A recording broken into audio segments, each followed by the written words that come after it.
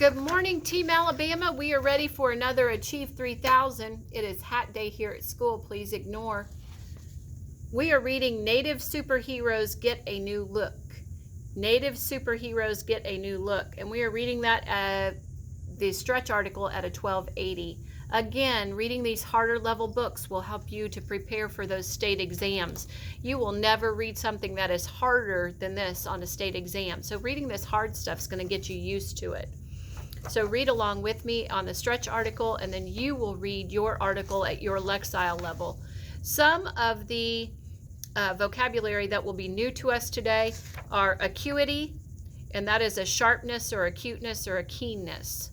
If you have an acuity for something. A connoisseur is an expert in an area or culture. Coterie, a relatively small group of people who share a common interest. And superannuated is outmoded or out of favor. Okay, please read along with me on Native Superheroes Get a New Look. Port Gamble, Washington. The superheroes Mirage, Silver Fox, and Echo are no neophytes, and they're not newcomers to the Marvel Universe. Mirage, a member of the X-Men, first appeared in a comic book in 1982 as a mutant Cheyenne warrior who creates haunting illusions by telepathically tapping into her adversary's greatest fears. Silver Fox has staying power too. She made her Marvel debut in 1989 as a member of the Blackfoot Confederacy, who's supernaturally slow to age and quick to heal. And Echo, a half Cheyenne, half Latina, deaf superhero with photographic reflexes, premiered on comic book pages in 1999. But now comic book fans are getting a chance to see these three Native American superheroes in a new light.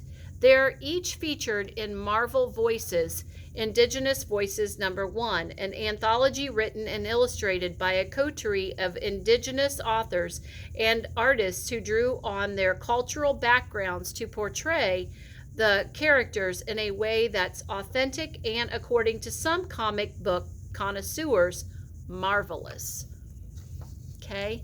To head up the project, Marvel called on the powers of Jeffrey Veregi, an artist who's illustrated over 100 comic books covers for major publishers and recently had his own exhibit at the Smithsonian National Museum of the American Indian in New York City. Veregi, who belongs to the Port Gamble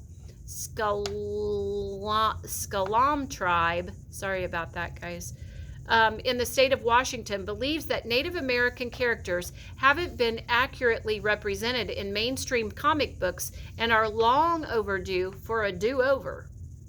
He says the anthology is correcting a problem that started a long time ago because Native characters were often created by outsiders who weren't well informed about indigenous cultures.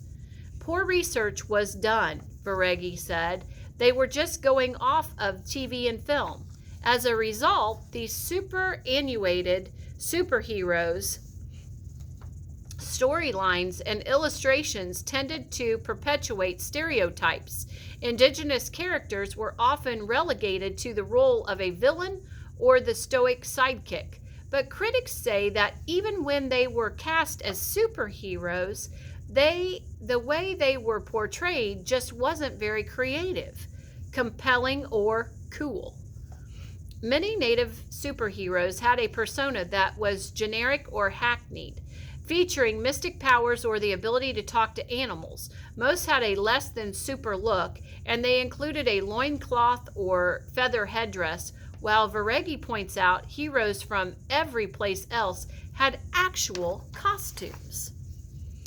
Marvel Voices, Indigenous Voices #1, on the other hand, is authentically Native and inventive. Native American authors wrote new storylines for three superheroes, making each the powerful protagonist of her tale, and all the dynamic artwork was created by Native illustrators.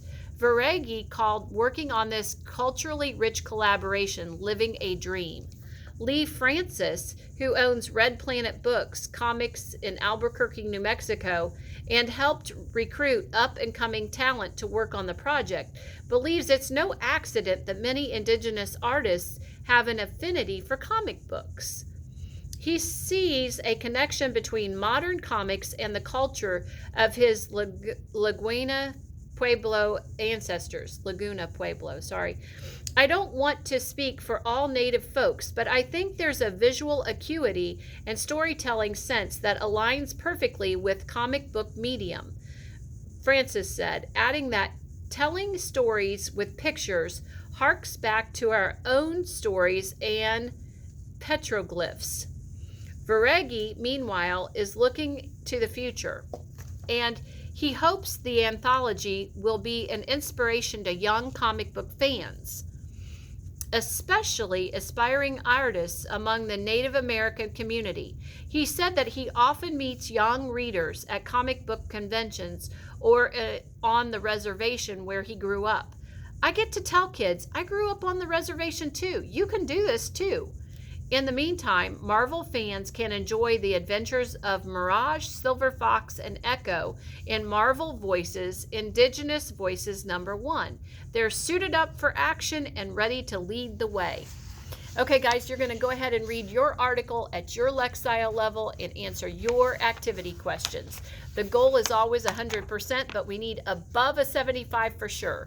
So go ahead and take that challenge and then screenshot and send me your score. Have a great rest of your day. Take care.